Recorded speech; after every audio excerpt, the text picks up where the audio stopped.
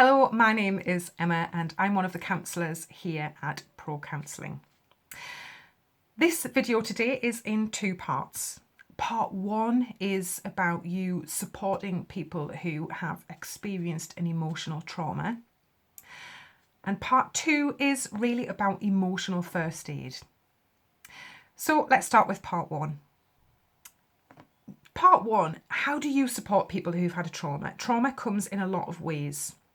It can be sudden situations, accidents, loss, bereavement. Things like abuse as well can fall into that trauma. Trauma comes in a lot of different shapes and sizes. And sometimes as a manager, you are going to be involved in that in terms of, is it appropriate to keep your staff at work? How do you get them back to work when they've had time off? How do you support them on site when they are experiencing very strong emotions and they look like they are struggling?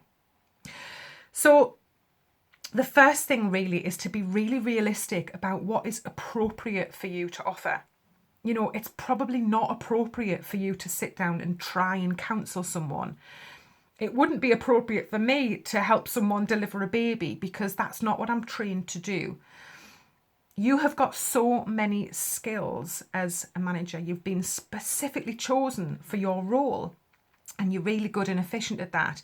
But there will be situations where it'll be out of your remit. Realistically, knowing your limits is really, really crucial here when we're dealing with trauma. So it's absolutely no shame and no failure to say, actually, I feel like this is way beyond what I can do right now. And in which case you'd have to be looking at signposting. It's a great idea actually ahead of time when we're thinking about signposting to look at what resources you have as a company. What specific resources do you have available? Do you need something local? Do you need something online like the Pro-Counselling service? Get it in your head ordered already so that you know exactly where you need to go to signpost your staff. For example, have you had a look at the wellbeing resources on the Pro-Counselling platform? You know, is it something about accessing Pro-Counselling maybe for talking therapy?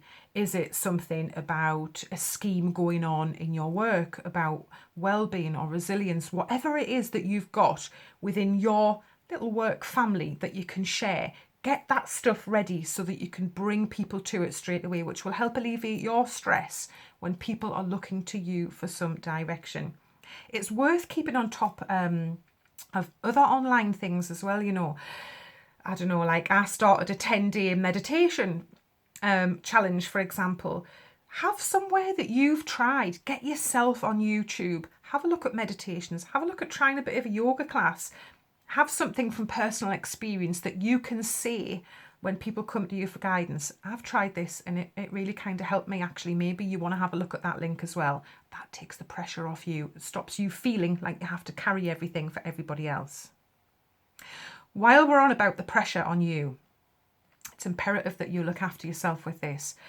Be realistic, know that you are not specifically trained for a lot of these situations to do with trauma. Looking after you means that you hold yourself carefully. You bring yourself right back to basic self-care. You aren't afraid to hold your hand up and say, actually, this is a little bit above the level of what I feel I can bring to the party here. I also want to talk to you about secondary trauma. Now, secondary trauma is something that happens when you are the person who is told the story. Say, for example, I come to you as an employee and I tell you some really harrowing incident. You've let yourself be known that you're kind of there and you're available for me to come for support. And I tell you something that's harrowing. I tell you my experience of something that's happened to me. What happens is you are then traumatized yourself. And it's like you've absorbed it, even though you weren't there. You are feeling somebody's pain. You're imagining if it was your wife, your mother, your husband, your child, you know. And what happens actually as well is the parts of the story that they miss out, you imagine what's happening and you almost relive it. It's almost as if you were there. So I've got to be honest. I think holding a space for the people that you manage is one thing, but I'd be very, very careful about offering yourself up, a little bit like the sacrificial lamb at the slaughter. I really mean that, because secondary trauma is real. I'd be very careful about offering yourself up to hear the story and hold it. That is not really something that is going to help you. And after you've heard, various stories and various different things, you will notice signs of secondary trauma in yourself potentially, which are very similar to the signs and symptoms of PTSD. So you've got to come into this from a place of personal responsibility and safety, actually, and really know your limits. So whilst it is about supporting people, you actually do that by supporting yourself first. It's like the saying, you can't help anybody swim to shore until you put your own life belt on first. It's really imperative. You're not going to come across as aloof. You're going to come across as really smart and really considered. The other thing to know is that when trauma happens, we try and make sense of it. We try and make sense of it as quickly as we can, the person who it's happened to. And it's like trying to make sense of an abnormal situation. Our ways of reacting with it don't make sense either. There's nothing normal about it. You might notice things like increased anxiety in people. It's a state of hyperarousal. It's almost being jumpy and quite frightened about a lot of different things. Things like flashbacks, things like aggression in calm people, things like avoiding trauma trigger would be quite common as well. Things like sleep disturbances. And if you do have somebody who's still at work, obviously, you can get an idea that all of that going on is going to massively impact the efficiency and quality of the work. Changes in eating habits. It shows in a lot of different ways. Now, interestingly, people who do diagnose don't typically call something PTSD until it's gone on for about 3 months or longer. So yes, it's horrifically scary. Yes, it's destabilizing, but it is a normal place to be for a period of a few months following a trauma. And maybe an employee who comes and talks about how awful this is, maybe there's some value in saying, I know it feels hugely uncomfortable, but it is quite a normal place to be right now. Although you're going to have to be careful how you use the word normal, because you don't want to offend anyone. You don't want to throw fuel on their fire. So maybe gauge it with who it is that you're working with. And really, one of the things to bring in about supporting people who've had a trauma is to hold an appropriate space. What do I mean appropriate, inappropriate? You being a counsellor, psychotherapist, doctor is not an appropriate space. You asking someone how they are and genuinely being there for them and listening, maybe saying, that sounds horrendous. I can't imagine how that would feel if it was me.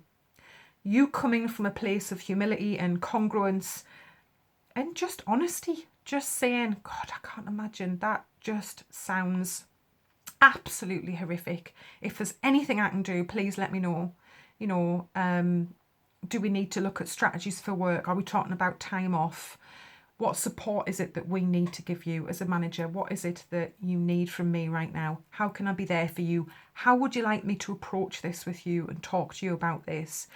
That is how you support someone who's had a trauma appropriately whilst keeping yourself safe. So it's really not about any particular tools and tips, but there's a massive part in there about keeping you safe. There's a big part in there about signposting as well, which is what we're going to come on to now. We're talking about emotional first aid. Again, be realistic. Think cup of tea and a box of plasters rather than open heart surgery. Know your limits. Know what is appropriate for you to be offering. Establish contact with that person, whether it's through the phone if they're at home, whether it's an email, whether it's virtual contact, or whether it's face-to-face at the moment. Establish a connection. There is often massive comfort and healing just in knowing that somebody's there. Somebody wants to know how you are. Please don't underestimate the difference that in itself can make. It might not feel like it to you, but to the other person going through a trauma, Just knowing somebody is checking in on them with some regularity is a real plus point. Establish that connection, engage. It's about not crossing the line between kind of being intrusive but not being wishy-washy at the same time. And that might even be different depending on which colleagues and which staff we're talking about here with you. You know, make it known that you're there, but you certainly don't want to be intrusive about that and put any pressure, any more pressure on someone who has had a trauma. When we're thinking about trauma, are we talking about something that might happen on site for you?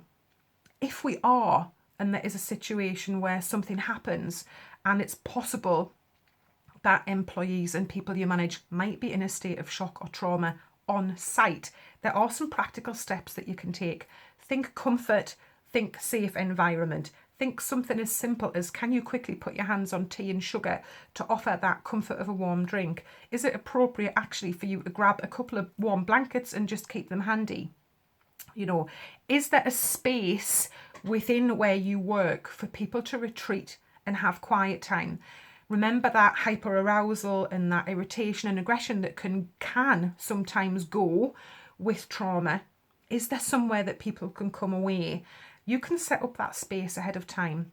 And that can give you a really practical focus to feel like you're helping, that you've got that willingness to help, which is also a really lovely emotional engagement for you as well, because there is a bit of pressure, you know, when we're anticipating trauma or when we're wanting to work with it, it does start to squeeze you as well. So it gives you something to work to, which can be good as well. Try and assess immediate needs and concerns when there has been a trauma. You've developed that connection with someone. Part of your emotional first aid can actually be assessment, which as a manager you're going to be really good at. You know, come back to the skills that you know you are good at. Stay in your own lane. Think transferable skills. You know, we're not asking you to be a paramedic. Nobody else is either. We're not asking for open heart surgery. Think tea and plasters and think stuff that you're already good at. So assess this situation. Maybe gently put yourself in their shoes, but be very wary of that re-traumatizing and secondary trauma. Don't put yourself so much in their shoes that you feel like it's starting to pull you in and upset you. What would you need right now if it was you? What support would you like to have? What would bring you comfort right now? So you can bring in a bit of empathy and a bit of perspective with that as well. Look for immediate needs, immediate concerns, and use that head of yours that is really good at the managerial tasks. And when you stay in your own lane, you've already got a massive amount of confidence in there. So you don't feel so much like you are coming out of your comfort zone. I think the biggest take-home point in this for me is that things will be landing on your shoulders. As a manager, your team, the people that you manage will be looking up to you. They will be coming to you as the captain of the ship. Now, as the captain of the ship, you can begin to take on a lot of that stress. Now, yes, to a point, that is what you paid for. But when we're talking about trauma, that is different. It's very different. So guard your space carefully and know that it is not selfish to not get engaged in secondary trauma. And remember, secondary trauma is somebody telling you the specifics of their story. That is something that over time that will begin to affect you more than likely and start to cause you some psychological issues and certainly, you know, well-being issues yourself. So really hold it like an egg almost. Be very careful with yourself and with these issues of trauma. Don't be frightened to signpost. Bring in other resources where you can, because these really are going to bolster your ability to deal with this right now and very much be your lifeline that you can delegate other things to say, right, you know, ring this person, go and see them. Have you thought about doing this? It's not about passing the buck. It's about being realistic about what you can handle, what you were trained to do, and about reducing that secondary trauma with yourself. I hope that's helped. If in any doubt, always come from the heart, always be honest. Thanks for watching. Bye for now.